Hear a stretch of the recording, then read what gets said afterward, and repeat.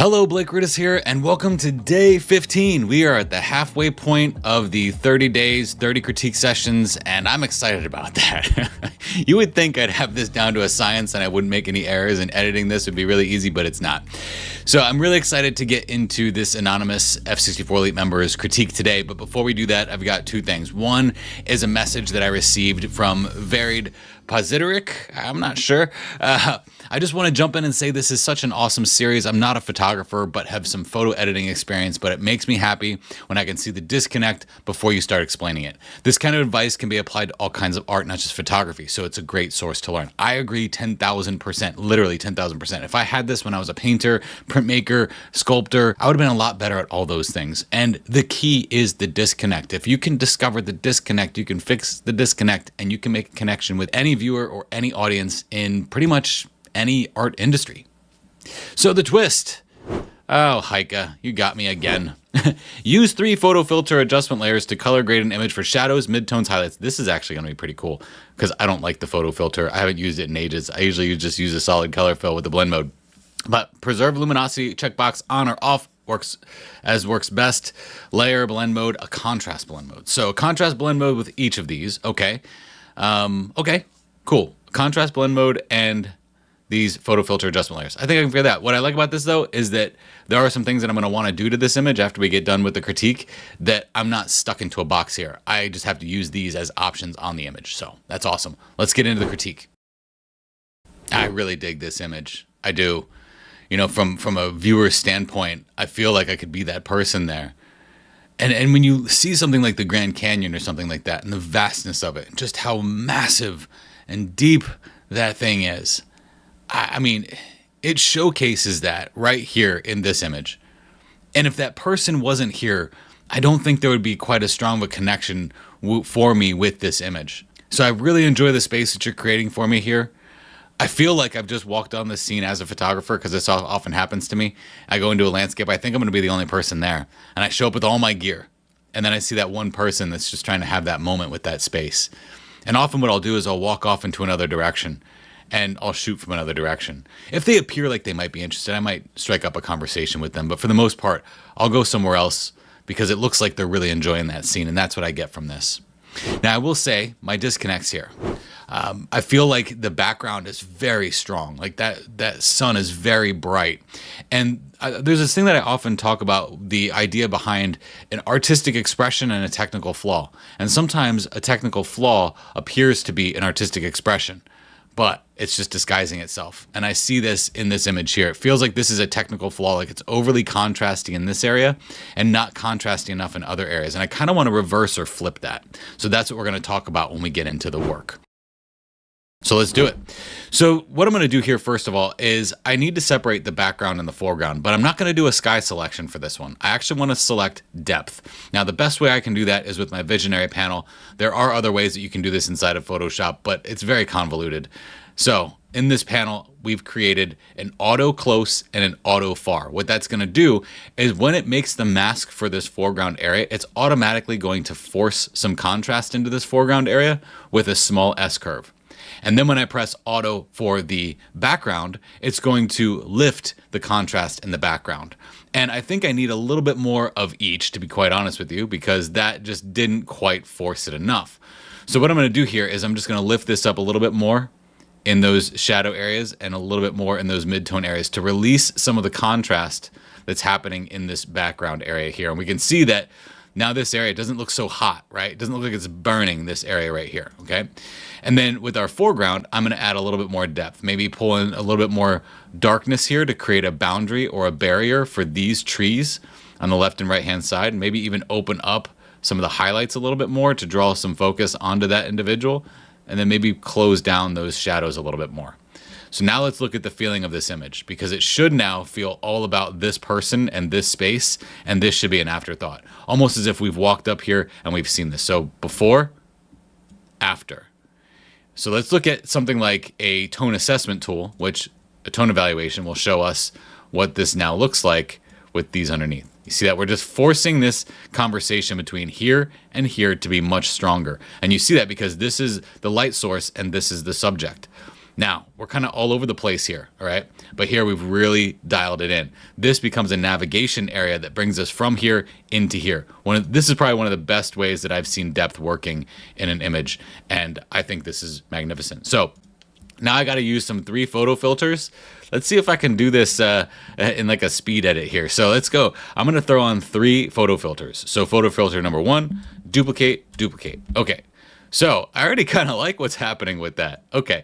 So, but I need to separate these out into my highlights, my midtones, and my darks. Okay. So this is what I'm going to do. I'm going to call this one dark. I'm going to call this one mid. And not like the kids say, high. Okay. So now this one with the visionary panel, I'm just going to set the blend diff on this to only the highlights. I'm going to set this one to only the midtones. I'm going to set this one to only the darks. So with the darks, let's do our typical make the dark areas feel a little bit cooler. So the color I'm going to select here is actually going to be more of a cooling color. So I'll select a deeper kind of blue right here like this. I'll turn preserve luminosity off and then increase the density so more of that blue comes through. And that might be too strong of a blue. So let me click on that now and go more towards something like this. Okay. Now the blend mode that I need to choose a contrast blend mode. And this is just going to make things look muddy. Let's go with soft light. And then I'll just really lower the opacity. All right, it's darkening it down a little bit more. I'll go with that. Now my mids, okay? That's this area right here. Those mids, let's go with a cooling filter and see what happens there. Okay, I can see what happens with that there. But that's a little bit too much. So it's two on the blue side. So if I were to choose a color here, and that color be a little bit more of that warmer kind of reddish magenta color with a little bit of that blue. So we're basically going with like a purple color here, okay? How does that look? Okay, I could get down with that. It's adding a nice little blend of color there. Now our highs, okay? So let's go to our highlights, and we're gonna bring this up. Well, I actually have to choose a blend mode now. Overlay, soft light, vivid light. Let's do vivid light, but let's drop the fill quite a bit. There we go. Okay. Vivid light is going to act like the light of the sun. So it's really going to darken that down a little bit. This is actually a lot trickier than it seems because those photo filters actually have a contrast blend mode or some type of blend mode already baked into the photo filter. So it's almost like you're doubling the blend mode when you add a blend mode to the photo filter because it's already got some type of blend mode happening within it. So that's where this gets a little tricky, but we'll keep going. And then we'll go to the highlights. Okay, so the highlights, let's see here. I'll go with the color. That's going to be a warming color like this, okay? I will uncheck preserve luminosity, increase that density to see where it is, okay? And then now I'll change this to something like linear light, which will be kind of like a dodge and burn. So that will help that area get a little bit brighter, which actually, I think that one actually helps to match the artist's intention really well. Now, we are just kind of playing with this challenge and this twist that I've been given here. And with these two, I don't really feel like they're quite as strong as what's happening here. But what I like about this is it forced some experimentation in here to get some of that color back that we kind of lost in our depth process that was in the original. So there's where I think that this circles back and talks about that idea behind the technical flaw versus the artistic expression. I think this reintroduces this as an artistic expression and not a technical flaw because of the way we've handled depth in the foreground and the background because of it. Now these mids and these darks, I mean, yeah, we're kind of just playing around here just to match the challenge. But in that case, I'd probably delete these, to be honest with you. But what I like about this, I mean, even if this means that I fail this challenge, I don't care. What I like about this is that this actually does reincorporate some of that beautiful light from a filter that I never really use. So that's pretty awesome. Good stuff. All right, so we learned a little bit more here. That's awesome. Love it.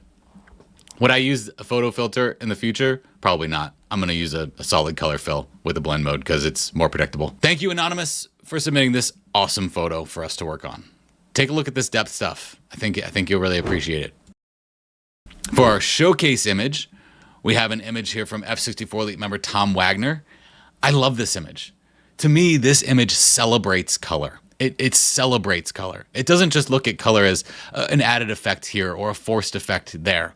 I think what this does is it really just, it embraces color in a way that I haven't seen color embraced in a long time, to be honest with you. And I think it hits in all the right spots.